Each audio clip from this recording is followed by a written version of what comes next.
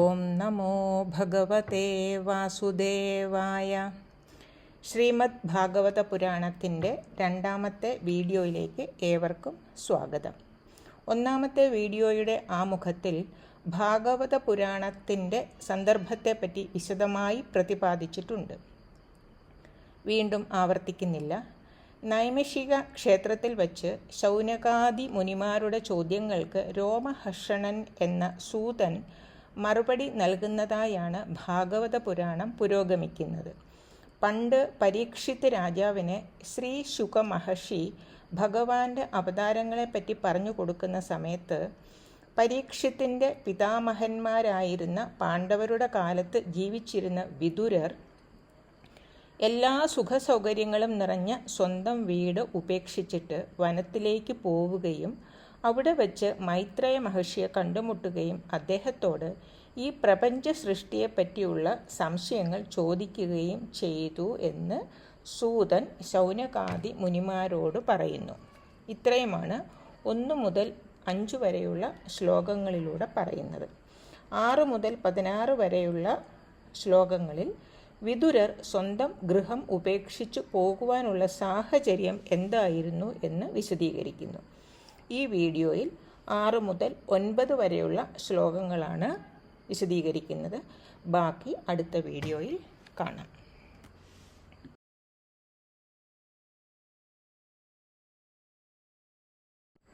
ഒരു പ്രാർത്ഥനയോടെ തുടങ്ങാം. യസ്യ സ്മരണമാത്രേണ ജന്മസംസാരബന്ധനാത് വിമുച്യത്തെ നമസ്തസ്മൈ വിഷ്ണവേ പ്രഭവിഷ്ണവേ. വ്യാസം വസിഷ്ഠനപ്താരം ശക്തേഃ പൗത്രമകൽമഷം പരാശരാത്മജം വന്ദേ ശുകതാതം തപോനിധിം. ശുകരൂപപ്രബോധജ്ഞ സർവശാസ്ത്രവിശാരദ ഏതത് കഥാപ്രകാശേന മദജ്ഞാനം വിനാശയ.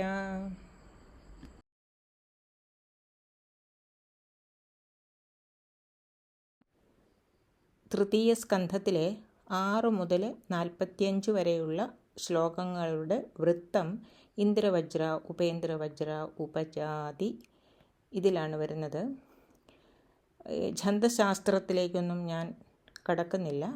എന്നിരുന്നാലും ഈ വൃത്തം പഠിക്കുന്ന വിദ്യാർത്ഥികൾ ചൊല്ലുന്ന ഒരു ശ്ലോകമുണ്ട്. അതാണ് ഞാനിവിടെ എഴുതിയിരിക്കുന്നത്. ത്വമേവ മാതാ ച പിതാ ത്വമേവ ത്വമേവ ബന്ധുശ്ച സഖാ ത്വമേവ ത്വമേവ വിദ്യാ ദ്രവിണം ത്വമേവ ത്വമേവ സർവം മമ ദേവദേവ. ദ്രവിണം എന്ന് പറഞ്ഞാൽ നമ്മുടെ സമ്പത്ത് എന്നർത്ഥം. ബാക്കിയെല്ലാം അറിയാവുന്ന പദങ്ങൾ തന്നെയാണല്ലോ. അപ്പോൾ ഈ അധ്യായത്തിലെ ബാക്കി ശ്ലോകങ്ങളെല്ലാം ഈ ഒരു ഛന്ദസ്സിലായിരിക്കും നമ്മൾ ചൊല്ലുവാൻ പോകുന്നത്.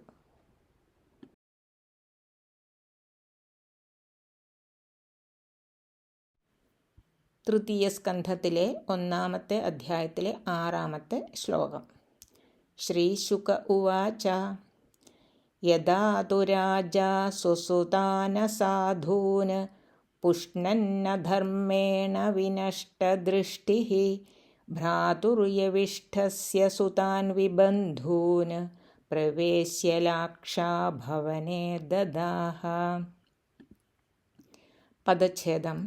യദാ തു രാജാ സ്വസുതാൻ അസാധൂൻ പുഷ്ണൻ അധർമ്മേണ വിനഷ്ടദൃഷ്ടിഃ ഭ്രാതുഃ യവിഷ്ഠസ്യ സുതാൻ വിബന്ധൂൻ പ്രവേശ്യ ലാക്ഷാഭവനേ ദദാഹ.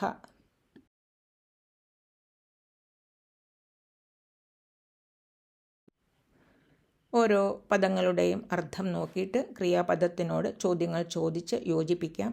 അതിനെയാണ് നമ്മൾ ആകാംക്ഷാക്രമം എന്ന് പറയുന്നത്. ശ്രീശുക ഉവാച. ക്രിയാപദം ദദാഹ, ദഹിപ്പിച്ചു. ആര് ദഹിപ്പിച്ചു?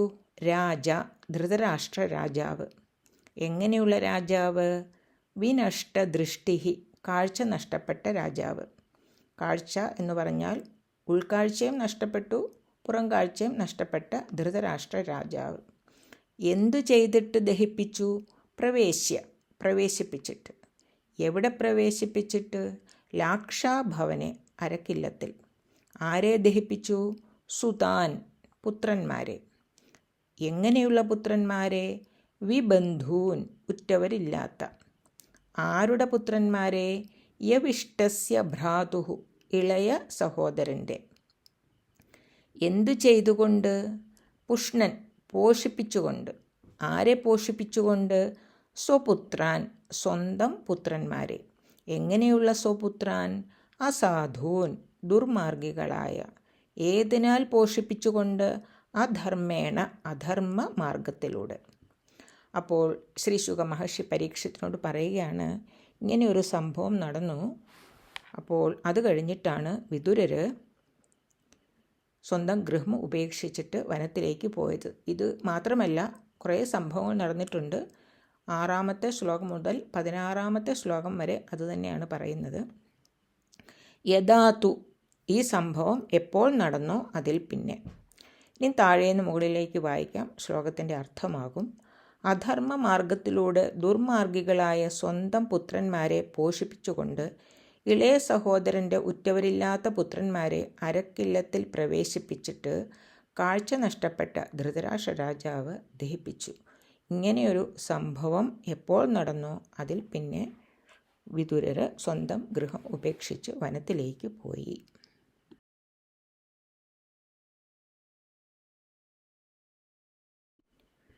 ശ്ലോകത്തിൽ ഒരേ ഒരു ക്രിയാപദം മാത്രമേ ഉള്ളൂ. അതുകൊണ്ട് തന്നെ നമ്മൾക്ക് ഗദ്യരൂപത്തിലാക്കി കഴിയുമ്പോൾ ഒരു വാചകം ലഭിക്കും. ക്രിയാപദം അവസാനത്തിൽ വരും. അധർമ്മേണ അസാധൂൻ സ്വപുത്രാൻ പുഷ്ണൻ യവിഷ്ടസ്യ ഭ്രാതുഹു വിബന്ധൂൻ സുതാൻ ലാക്ഷാഭവനെ പ്രവേശ്യ വിനഷ്ടദൃഷ്ടി രാജ ദദാഹ.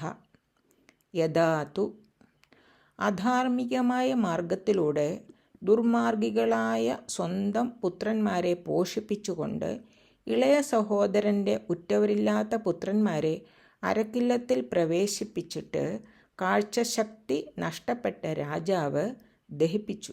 ഇത് എപ്പോൾ സംഭവിച്ചോ അതിൽ പിന്നെ.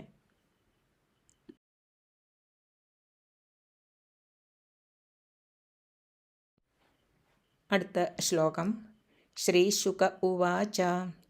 യഥാ സഭായാം കുരുദേവദേവ്യാഃ കേശാഭിമർശം സുതകർമ്മഗർഹ്യം ന വാരയാമാസ നൃപസ്നുഷായാഃ സ്വാശ്രൈർഹരന്ത്യാഃ കുചകുങ്കുമാനി. പദച്ഛേദം.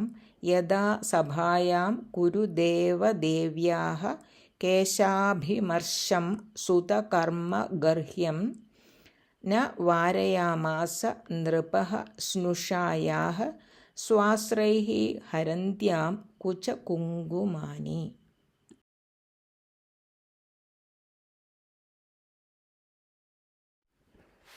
ശ്ലോകത്തിലെ ഓരോ പദങ്ങളുടെ അർത്ഥം നോക്കാം. പാഞ്ചാലി വസ്ത്രാക്ഷേപം നടന്ന സന്ദർഭമാണ് ഈ ശ്ലോകത്തിൽ പരാമർശിക്കുന്നത്. ശ്രീശുക ഉവാച. ക്രിയാപദം ന വാരയാമാസ, തടയാതെ ഇരിക്കുകയുണ്ടായി. ആര് തടയാതെ ഇരിക്കുകയുണ്ടായി? നൃപഃ, രാജാവ്. ഏതിനെ തടയാതെ ഇരിക്കുകയുണ്ടായി? സുതകർമ്മ, പുത്രൻ്റെ പ്രവൃത്തിയെ. എങ്ങനെയുള്ള പ്രവൃത്തിയെ? ഗർഹ്യം, നിന്ദനീയമായ. എങ്ങനെയുള്ള നിന്ദനീയമായ പ്രവൃത്തിയെ? കേശാഭിമർശം, തലമുടി പിടിച്ചഴിക്കുക എന്ന നിന്ദനീയമായ പുത്രൻ്റെ പ്രവൃത്തിയെ രാജാവ് തടയാതെ ഇരിക്കുകയുണ്ടായി. ആരുടെ തലമുടിയെ? സ്നുഷായാഹ, പുത്രഭാര്യയായിരിക്കുന്നവളുമായ പാഞ്ചാലിയുടെ. ഇനിയെല്ലാം താഴോട്ട് പാഞ്ചാലിയുടെ വിശേഷണങ്ങളാണ് പറയുന്നത്. എങ്ങനെയുള്ള സ്നുഷായാഹ? കുരുദേവദേവ്യാഹ, കുരു രാജ്യത്തിൻ്റെ യഥാർത്ഥ രാജാവായ ധർമ്മപുത്രരുടെ പട്ടമഹർഷിയായിരിക്കുന്നവളും. പിന്നെയോ ഹരന്ത്യാഹ, കഴുകിക്കളയുന്നവൾ. എന്താൽ കഴുകിക്കളയുന്നവളായ? സ്വസ്രൈഹി, തൻ്റെ കണ്ണീരിനാൽ. ഏതിനെ കഴുകിക്കളയുന്നവളായ? കുചകുങ്കുമാനി, മാറിടത്തിലണിഞ്ഞ കുങ്കുമത്തിനെ തൻ്റെ കണ്ണീരിനാൽ കഴുകിക്കളയുന്നവളും ആയിട്ടുള്ള പാഞ്ചാലിയെ പറ്റിയാണ് പറയുന്നത്. എവിടെ വെച്ച് സംഭവിച്ചതാണത്? സഭായാം, സഭയിൽ വെച്ച്. യഥാ, ഇത് എപ്പോൾ സംഭവിച്ചോ അതിൽ പിന്നെ വിദുരർ സ്വന്തം ഗൃഹം ഉപേക്ഷിച്ച് വനത്തിലേക്ക് പോയി. താഴേന്ന് വായിക്കാം.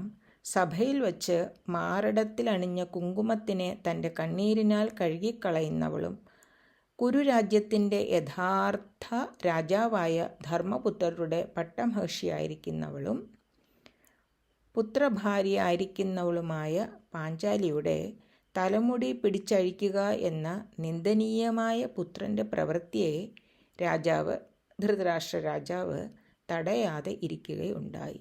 ഇത് എപ്പോൾ സംഭവിച്ചോ അതിൽ പിന്നെ വിദുരർ സ്വന്തം ഗൃഹം ഉപേക്ഷിച്ച് വനത്തിലേക്ക് പോയി.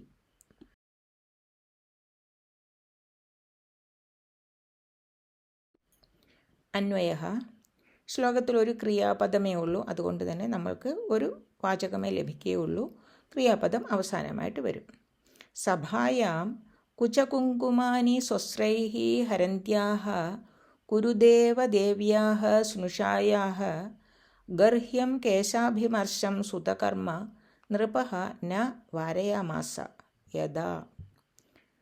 ശ്ലോകത്തിൻ്റെ അർത്ഥം: സഭയിൽ വച്ച് മാറിടത്തിൽ അണിഞ്ഞ കുങ്കുമത്തിനെ തൻ്റെ കണ്ണീരിനാൽ കഴുകിക്കളയുന്ന കുരുരാജ്യത്തിൻ്റെ യഥാർത്ഥ രാജാവായ ധർമ്മപുത്രരുടെ പട്ടമഹിഷിയായിരിക്കുന്ന പുത്രഭാര്യയായിരിക്കുന്നവളുമായ പാഞ്ചാലിയുടെ മുടി പിടിച്ചഴിക്കൽ എന്ന നിന്ദനീയമായ പുത്രപ്രവൃത്തിയെ രാജാവ് തടയാതെ ഇരിക്കുകയുണ്ടായി. ഇത് എപ്പോഴാണോ സംഭവിച്ചത് അതിൽ പിന്നെ വിദുരർ സ്വന്തം ഗൃഹം ഉപേക്ഷിച്ച് വനത്തിലേക്ക് പോയി.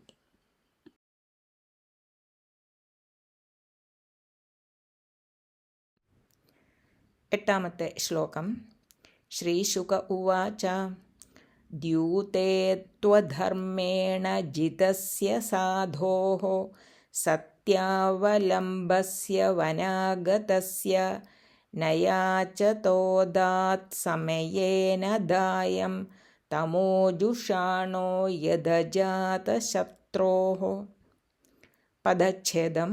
ദ്യൂതേ തു അധർമ്മേണ ജിതസ്യ സാധോഃ സത്യാവലംബസ്യ വനാഗതസ്യ ന യാചതഃ അദാത് സമയേന ദായം തമഃ ജുഷാണഃ യത് അജാതശത്രോഃ.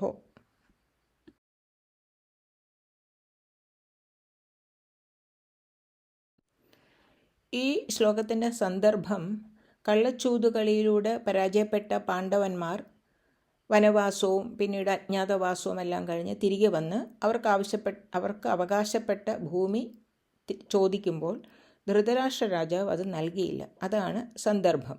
ഇതെപ്പോൾ സംഭവിച്ചോ അപ്പോൾ വിദുരർ സ്വന്തം ഗൃഹം ഉപേക്ഷിച്ച് വനത്തിലേക്ക് പോയി. ഇനി ശ്ലോകത്തിൻ്റെ അർത്ഥം നോക്കാം. ശ്രീശുക ഉവാച. ക്രിയാപദം ന അദാത്, നൽകിയില്ല. ആര് നൽകിയില്ല? ജുഷാണഹ, തഴുകിക്കൊണ്ടിരുന്ന രാജാവ്, ധൃതരാഷ്ട്ര രാജാവ്. ഏതിനെ തഴുകിക്കൊണ്ടിരുന്ന? തമഹ, മോഹാന്ധകാരത്തെ. ആർക്ക് നൽകിയില്ല? അജാതശത്രോഹോ, യുധിഷ്ഠിരന്. യുധിഷ്ഠിരൻ്റെ വേറൊരു പേരാണ് അജാതശത്രു, ശത്രു ഇല്ലാത്ത ആൾ എന്നർത്ഥം. എങ്ങനെയുള്ള യുധിഷ്ഠിരന്? യാചതഃ, അപേക്ഷയോട് ആവശ്യപ്പെട്ടവനുമായ. ഏതിനെ ആവശ്യപ്പെട്ടവനായ? സമയേന ദായം, മുൻ നിശ്ചയിച്ച പ്രകാരം തനിക്ക് അവകാശപ്പെട്ട ഭാഗം അപേക്ഷയോട് ആവശ്യപ്പെട്ടവനുമായ യുധിഷ്ഠിരന്. ഇനിയെല്ലാം താഴോട്ട് യുധിഷ്ഠിരൻ്റെ വിശേഷണങ്ങളാണ് പറയുന്നത്. എങ്ങനെയുള്ള യുധിഷ്ഠിരന്? വനാഗതസ്യ, വനവാസം കഴിഞ്ഞ് തിരികെ വന്നവനും. പിന്നെ സത്യാവലംബസ്യ, സത്യത്തെ മാത്രം ആശ്രയിച്ചിരിക്കുന്നവനും. സാധോഹോ, ശുദ്ധചരിതനും. ജിതസ്യ, പരാജിതനും. എവിടെ പരാജിതൻ? ദ്യൂതേതു, ചൂതുകളിയിൽ വെച്ച്. ഏതിലൂടെയുള്ള ചൂതുകളിയിൽ വെച്ച്? അധർമ്മേണ, അധർമ്മ മാർഗത്തിലൂടെയുള്ള ചൂതുകളിയിൽ വെച്ച്. ഇതെല്ലാം എപ്പോൾ നടന്നു അതിൽ പിന്നെ വിദുരർ ഗൃഹം ഉപേക്ഷിച്ച് വനത്തിലേക്ക് പോയി. താഴേന്ന് വായിക്കാം. അധർമ്മമാർഗത്തിലൂടെയുള്ള ചൂതുകളിൽ വച്ച് പരാജിതനും ശുദ്ധചരിതനും സത്യത്തെ മാത്രം ആശ്രയിച്ചിരിക്കുന്നവനും വനവാസം കഴിഞ്ഞ് തിരികെ വന്നവനും മുൻ നിശ്ചയിച്ച പ്രകാരം തനിക്ക് അവകാശപ്പെട്ട ഭാഗം അപേക്ഷയോട് ആവശ്യപ്പെട്ടവനുമായ യുധിഷ്ഠിരന് മോഹാന്ധകാരത്തെ തഴുകിക്കൊണ്ടിരുന്ന ധൃതരാഷ്ട്ര രാജാവ് നൽകിയില്ല. ഇതെല്ലാം എപ്പോൾ നടന്നോ അതിൽ പിന്നെ.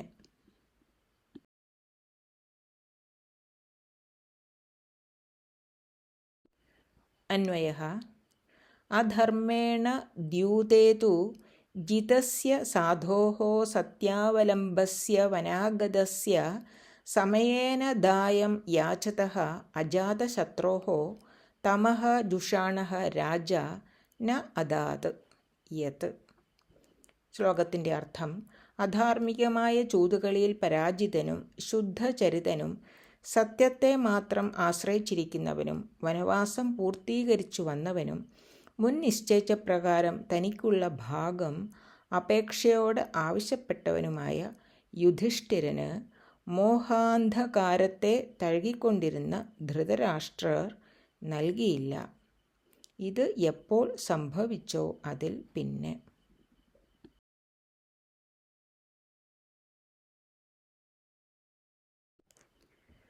9-ാമത്തെ ശ്ലോകം. ശ്രീശുക ഉവാച യദാ ച പാർത്ഥ പ്രഹിതഃ സഭായാം ജഗദ്ഗുരുർയാനി ജഗാത കൃഷ്ണഃ ന താനി പുംസാമമൃതായനാനി രാജോരുമേനെ ക്ഷതപുണ്യലേശഃ. പദച്ഛേദം. യദാ ച പാർത്ഥ പ്രഹിതഃ സഭായാം ജഗദ്ഗുരുഃ യാനി ജഗാദ കൃഷ്ണഃ ന താനി പുംസാം അമൃതായനാനി രാജാ ഉരുമേനേ ക്ഷതപുണ്യലേശഃ.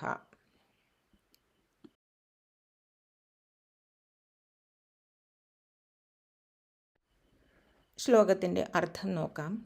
അതിനു മുൻപ് ശ്ലോകത്തിൻ്റെ സന്ദർഭം എന്താണെന്ന് വച്ചാൽ, തങ്ങൾക്ക് അവകാശപ്പെട്ട ഭൂമി ധൃതരാഷ്ട്ര രാജാവ് നിഷേധിച്ചപ്പോൾ പാണ്ഡവന്മാർ ശ്രീകൃഷ്ണനെ ഒരു ദൂതനായി കൗരവസഭയിലേക്ക് അയക്കുകയും അവിടെ വച്ച് രാജാവ് ശ്രീകൃഷ്ണനെ അപമാനിക്കുകയും ചെയ്തു.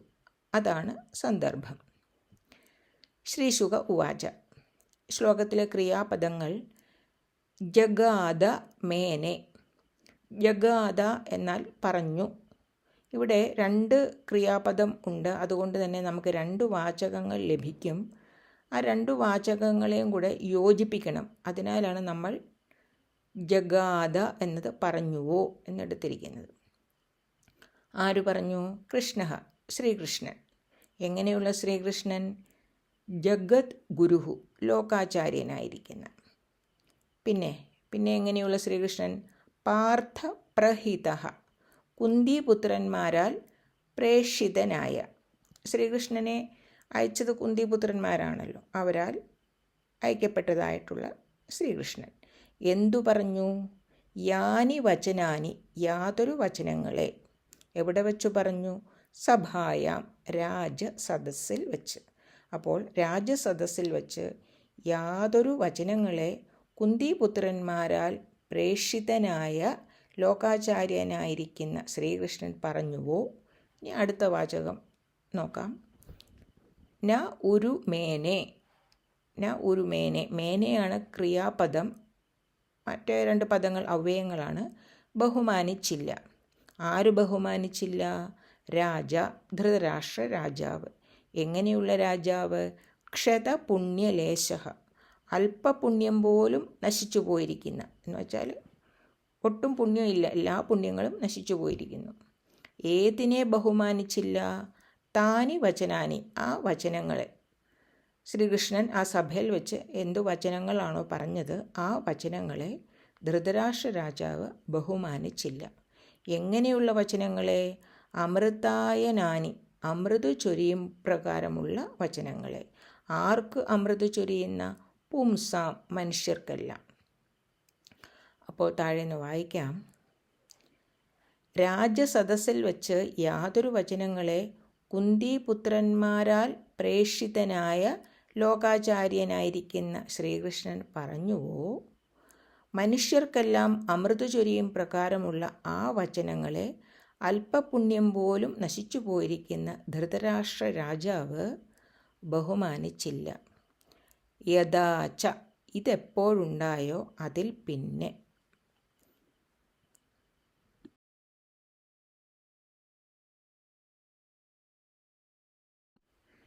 അന്വയഃ സഭായാം യാനി വചനാനി പാർത്ഥപ്രഹിതഃ ജഗദ്ഗുരുഃ കൃഷ്ണഃ ജഗാദ പുംസാം അമൃതായനാനി താനി വചനാനി ക്ഷതപുണ്യലേശഃ രാജാ ന ഉരുമേനെ. യഥാച രാജസദസ്സിൽ വച്ച് യാതൊരു വചനങ്ങളെ കുന്തിപുത്രന്മാരാൽ പ്രേഷിതനായ ലോകാചാര്യനായ ജഗദ്ഗുരുവായ ശ്രീകൃഷ്ണൻ പറഞ്ഞുവോ, മനുഷ്യർക്കെല്ലാം അമൃതു ചൊരിയും പ്രകാരമുള്ള ആ വചനങ്ങളെ അല്പപുണ്യം പോലും നശിച്ചു പോയിരിക്കുന്ന ധൃതരാഷ്ട്ര രാജാവ് ബഹുമാനിച്ചില്ല. ഇതെപ്പോഴുണ്ടായോ അതിലും പിന്നെ.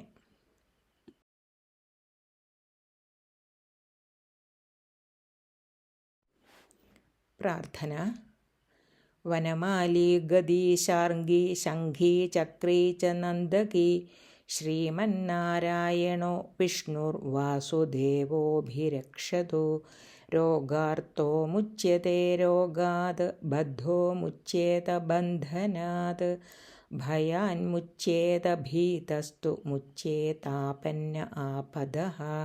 ന ക്രോധോ ന ച മാത്സര്യം ന ലോഭോ നാശുഭാ മതിഃ. ഭവന്തി കൃതപുണ്യാനാം ഭക്താനാം പുരുഷോത്തമേ. ഓം തത്സത്. ശ്ലോകം 6 മുതൽ 16 വരെയുള്ളതാണ്. വിദുരർ വനത്തിലേക്ക് പോകാനുണ്ടായ സാഹചര്യങ്ങളെ വിവരിക്കുന്ന ശ്ലോകങ്ങൾ. അതിൽ 9 വരെയുള്ള ശ്ലോകങ്ങൾ നമ്മൾ ഈ വീഡിയോയിൽ കണ്ടു. ബാക്കി ഉള്ള ശ്ലോകങ്ങൾ അടുത്ത വീഡിയോയിൽ കാണാം. അതുവരേക്കും നന്ദി, നമസ്കാരാः.